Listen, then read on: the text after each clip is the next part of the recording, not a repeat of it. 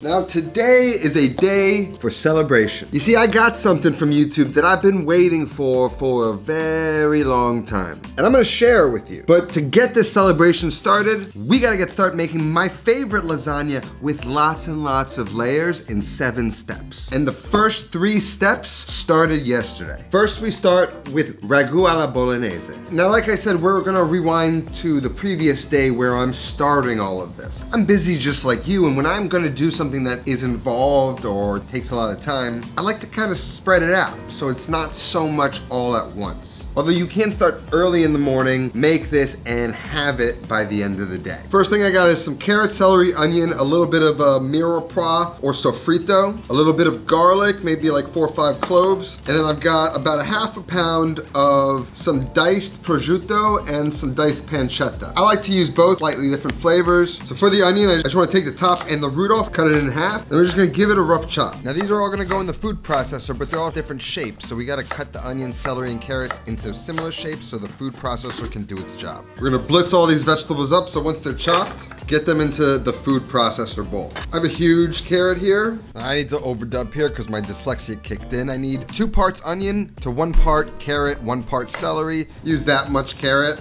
and like 3 kind of small celery sticks. So I'm just gonna peel the skin off of the carrot. I'm gonna wash, cut off the woodsy ends, and then chop the celery into thick, rough dice, and then get it into the food processor, and then we're gonna do the same thing to the carrot. We're gonna chop it into a rough dice, and then into the food processor. And then we're gonna smash up some garlic, about 5 cloves. We're gonna toss those in as well, and then get the food processor on and process those vegetables until they get to about the size of a kernel of rice. We don't wanna puree it too much so that it becomes sort of like a puree or a liquid. Then get them into a bowl.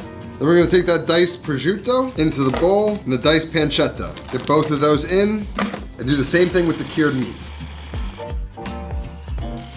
And now, I don't know if you've had the lasagna at Isodi, but it is to me like kind of utter perfection. There's an aroma when you walk into the place that is intoxicating, to say the least. It's truly an incredible lasagna, and I may never replicate the exact thing, but we can come close. And today what I'm going to use is a combination of 80-20 ground beef, 1 pound of that, along with another pound of 80-20 ground veal. This is kind of harder to find sometimes. You can use 2 pounds of the ground beef. You could use 1 pound of ground beef, 1 pound of ground pork. You could use ground short rib, whatever you want to do. You can mix it up. This is a little special, right? So I found my veal, and so I figured I would just divide the meat up into that. You could use a meatball mix if you wanted to, but you just need 2 pounds of it. I'm just gonna combine those 2 into the bowl. We're gonna set that off to the side. Then I'm gonna need some tomato paste. I'm gonna hold this off to the side. I'm gonna need about 1 quart of some brodo or some beef stock. I'm gonna need some red wine. I'm picking something from Verona, Northern Italy. Emilia Romagna is in Northern Italy. Emilia Romagna is known for Lambrusco, but I couldn't find one. I just like to kind of pick something from near the region of the dish that I'm trying to cook.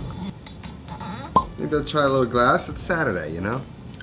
It's nice. It's got a little tartness, a little acidity, which I think is gonna go nice. So we're gonna set this off to the side. And then we've got some milk. I'm gonna be making this bolognese a little bit more traditionally than I make my own personal bolognese. The sauce in her lasagna is so meaty and beefy and tastes much more traditional to a bolognese. And I use cream. I'm gonna omit the cream in this recipe and just stick to milk. Now I've got the stove preheating at around 350 degrees. We can start to make the sauce. Now we're gonna get 1 Dutch oven on 1 burner. We're gonna get a large non-stick pan on another. We're gonna add olive oil to both of those pans. We're gonna add the pancetta to the Dutch oven and the beef to the non-stick pan. We're gonna take a flat bottom wooden spoon. We're just gonna break that beef up. We're gonna season it well with salt. At the same time, we're gonna be rendering out that prosciutto and pancetta. We wanna kind of brown it and release all that fat to cook the vegetables in. And we just started cooking. The smell's already crazy. And in the non-stick pan, you're gonna notice all this water releasing from the beef, and that's what you want. First stage is the release of water, then we brown it. And at the same time, the pancetta and prosciutto are beginning to brown nicely. We don't want to get them super crisp, but once they're brown, we can add the vegetables into it, and we're gonna start to build the fond into that pan. We're gonna season those vegetables, and then we're gonna keep cooking and breaking up the ground beef. And that water is gonna keep releasing out, and eventually that water is going to evaporate. sort of like you see it happening here. The pan is drying up a little bit and all that's left is fat. At this point, I like to give the beef a little taste, check for seasoning. If it needs salt, we're gonna add it. And then the sound is gonna go from like a steaming moisture evaporation to a frying sizzle sound. Almost a snap, crackle, pop. Once we start hearing it frying, we're just gonna keep it moving and we're gonna try and brown every kernel of that beef. Moving on over to that Dutch oven, we can see the vegetable and the prosciutto and the pancetta is starting to brown that bottom of the pan, and that's where the flavor development is gonna happen. We don't really need to worry about the pan that the beef is in. And then once that beef is nicely browned, we're gonna add that to the pot with the vegetables, and we're gonna continue building that flavor in the pan. Once we can start to see some browning building up on the bottom of the pan, I'm gonna take about a cup. You could add up to 2 cups of tomato paste, and we're gonna work that in. We want that tomato paste to coat all of the meat and vegetables, and then to start to brown and caramelize on the bottom of the pan. Once we start seeing that caramelization building up on the bottom of the pan, now we can deglaze with a little bit of red wine. You just wanna pour that red wine into the pot, and then with that flat bottom wooden spoon, just scrape up all those brown bits and release them into the sauce, which is going to add flavor. If you find any brown spots still stuck to the pan, you add a little bit more wine, scrape it up with that wooden spoon, and once you can tell the bottom of the pan is nicely clean, we can move forward with the next step, which is going to be adding the beef stock. Work that beef stock in, and then we can go straight in with the milk. How much milk you add is sort of up to you. I'm just kind of going for a specific color, so I'm gonna add maybe 2 cups to 3 cups. Get it stirred in, and then we wanna bring that whole mixture up to a simmer. And once it's simmering, we're gonna place that into the oven, uncovered. Now the ragu alla bolognese is in the oven cooking. We're gonna probably cook it for around 3 hours at a minimum, but more importantly, I'm looking for a reduction, consistency. I want it to be nice and thick. While that cooks, we can start making our pasta al uovo for our lasagna sheet. In the summer, usually I make this with about 150 grams of 00 Italian flour. It's a little cooler today, still the winter, it's a drier climate, so I'm going to drop the amount of flour down by 20 grams to about 430 grams. And then I'm gonna need about 260 to 270 grams of some good pasture-raised eggs. Those 5 eggs measured out 284 grams. So what I'm gonna do is probably need to add a little bit more flour, but again, that's something I'm gonna determine when I'm working the dough, and it's why I like to work the dough by hand, so you can kind of calibrate it to suit the climate or the environment that you're in. If you're a restaurant that makes fresh pasta, often you usually make it in a climate controlled area so that you can actually kind of standardize it. So now we're gonna use 2 tools, a fork and a bench scraper. First the fork, beat the egg. Flour onto the board, create a well. Pour the egg into the well. And you really wanna beat the mixture like you're scrambling eggs, pulling in some of that flour from that wall around the edge, and continuing to beat until you create a thick pancake-like consistency. The egg mixture is sort of sticky and stretchy. And then we can switch over to our bench scraper and start to fold in the flour around the edges into the egg mixture and just knead it and compress it until we can form a nice workable dough.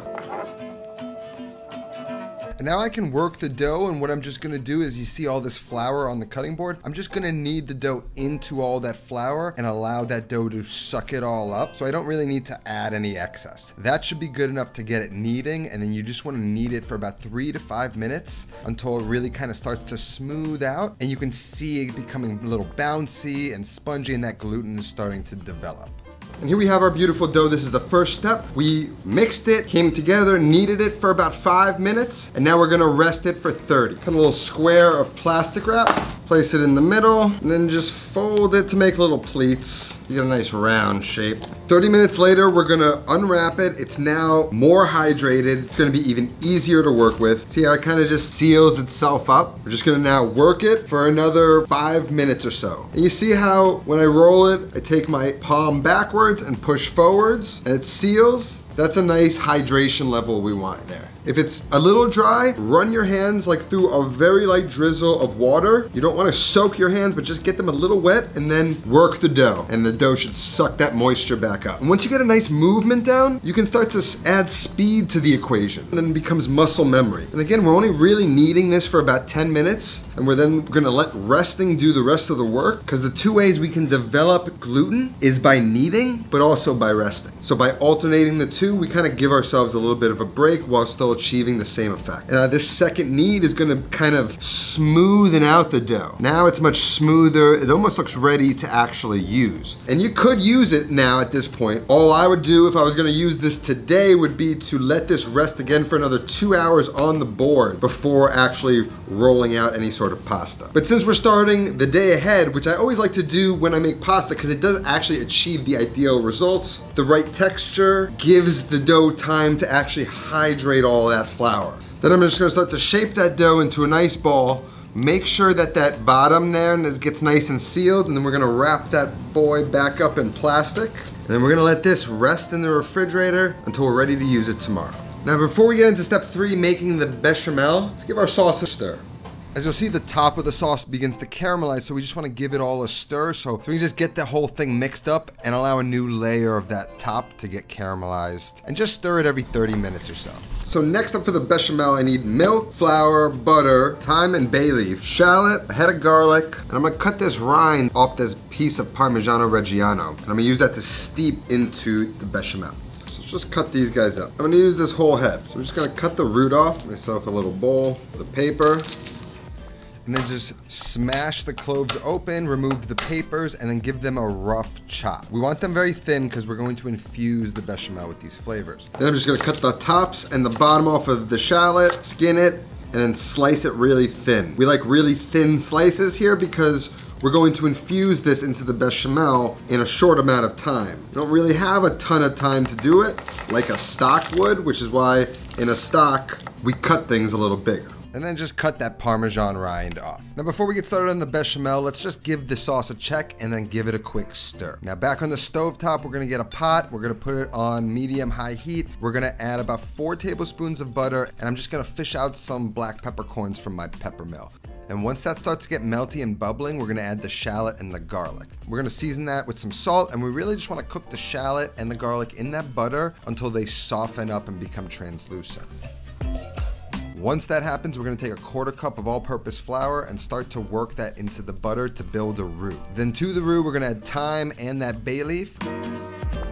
And then we can start to slowly whisk in the milk. And I'm gonna go with about 3.5 cups of whole milk, and we're just gonna whisk that in. And once all that milk's worked in, we're gonna toss in that Parmesan rind, and we're gonna just bring that mixture up to a boil. And then what you're gonna wanna do, luckily we need to switch the whisk for a spatula, start to clean up the edges with that spatula, and we're gonna give the bechamel a taste for seasoning. I know it needs a little bit more salt, so I'm gonna season it with salt, and then we're gonna just continue to let that come to a boil. Once it comes to a boil, that's when you're gonna start to see that thickening power of the roux happen. Once it's boiling, we're gonna drop it down to a simmer, and we're gonna simmer it for 5 minutes. Allow it to thicken up and infuse with all of those delicious flavors. And once it's really thick and can coat the back of a spoon, we're gonna turn the heat off, and we're gonna let that just kind of sit off to the side and cool before we strain it. At this point, it's been about 3 hours, and we can check on our sauce and see if the sauce is ready. It's nice and thick. We want this sauce to be a bit on the thicker side, and it's nicely caramelized. We're gonna give it a mix. It's beautiful, it's ready to go. We're gonna let this cool before we store it in containers overnight. But before we do, I just gotta give it a customary bread test, just to make sure there's no poison in it, and I can confirm it's perfect. And then you want to take the bechamel, you want to get a bowl with a strainer hanging over it and pour that bechamel right into the strainer, and then just work that entire mixture through it. Squeeze out all that nice cream and bechamel from all the onions, the Parmesan rind, the garlic. Just get all that flavor in the bowl. Then I'm just going to pour it and store it in a quart container. And then we're going to let this chill in the fridge overnight. This has cooled down nicely. We can get it in some quart containers and store it in the fridge with the rest of the stuff. And now we've got all the elements actually already made. So tomorrow when we want to make it all, it's really easy to throw together. We're gonna check back in tomorrow.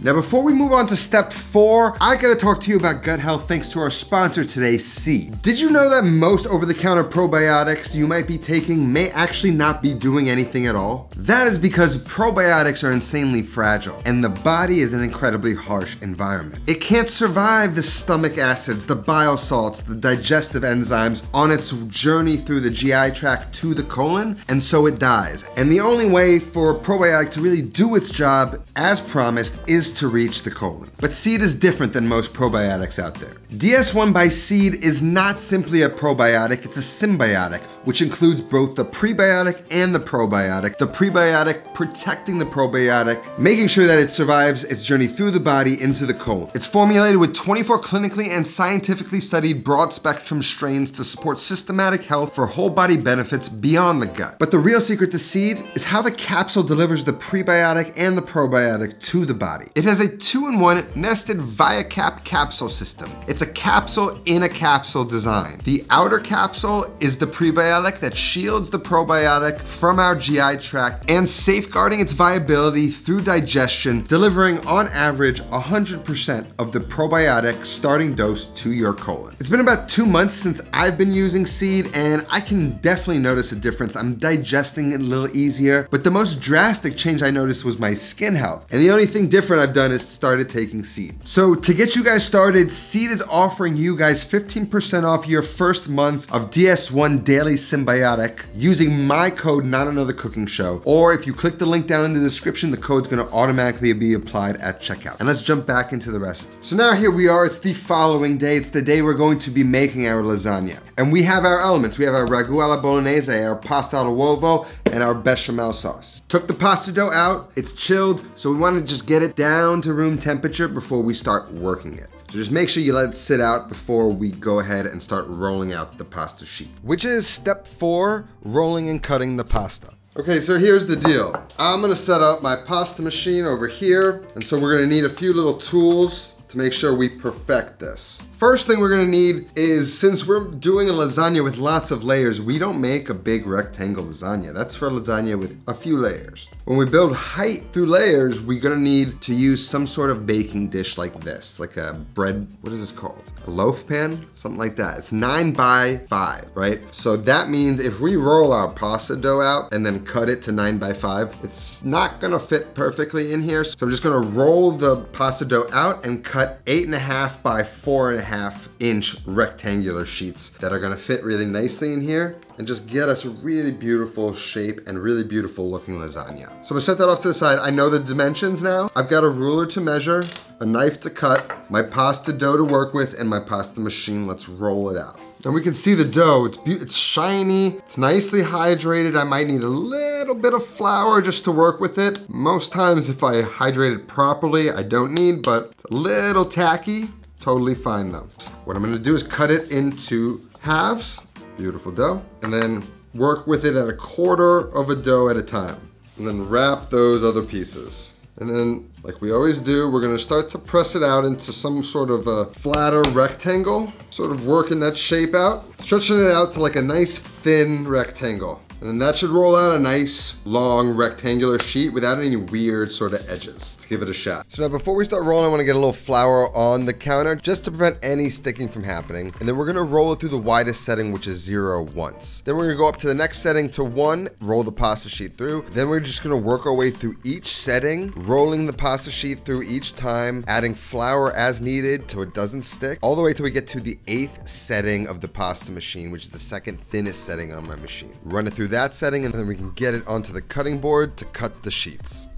We need 4.5 by 8.5-inch sheets. So I'm gonna take the ruler from high school. I'm gonna cut off any tapered edge that's too small and save that for scraps. And then I'm gonna measure out 8.5 inches and give that a cut. Rotate it 90 degrees, measure out 4.5 inches, and then we've got a beautiful 4.5 by 8.5-inch pasta sheet. You can see it fits in the loaf pan, and it's probably gonna expand while it cooks, and we may need to trim it again, but we just need to set the shape for now. And then we're just gonna dry the sheets out on the cutting board so they stiffen up a little bit and they won't be become as sticky. And then just go through and work your way through the rest of the pasta sheet. 1, 2, 3, 4, 5. 4 quarters of the dough. Should give us about 20 sheets. I believe we can only fit about 15 or 16 into the sheet tray. So that's sort of what we're working with. Now, you let these dry out a little bit, especially because they were a little hydrated, and then give them a flip. And then let these kind of just dry out while we continue to roll out and cut the rest of our pasta dough. Now I got 20 sheets, 20 perfect sheets, and then a whole bunch of extra scrap sheets, you know what I mean?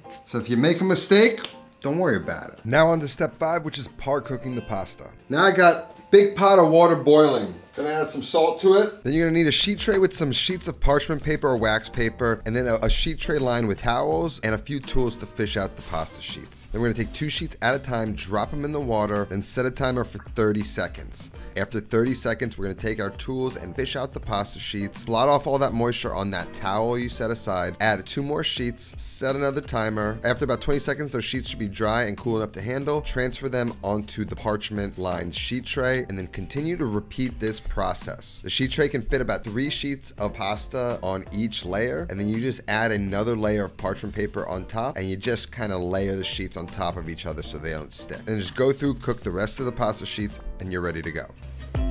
So now you got about 20 sheets of pasta cut, although I might try and measure it again before I get it in there, just because I'm a little bit of a perfectionist. On to step 6, which is assembling the lasagna. We got our loaf pan, our bechamel, our bolognese, and Parmigiano Reggiano. So like I said, the pasta does grow when it cooks, so I'm just gonna trim it again to be perfect, but I'll literally take these strips, dip them in some parm, and just eat them as snacks while I make this. Then in the first layer of the loaf pan, we're gonna go with a generous layer of the bechamel, and then in with that perfectly sized pasta sheet. Push that thing down there, and then another layer of the bechamel, again a generous layer so we keep a moist lasagna. And then to the bechamel we're gonna add a nice blizzard of grated Parmigiano cheese. To that, I'm gonna take about 3 dollops of the bolognese sauce, and I'm going to sort of spread that in a very thin layer. And again, we don't want thick layers in between these sheets. We want lots and lots of thin layers. Then on top of that, another pasta sheet, and then we're just gonna repeat this process. And at every layer, we're gonna sort of press down and compress this whole mixture so it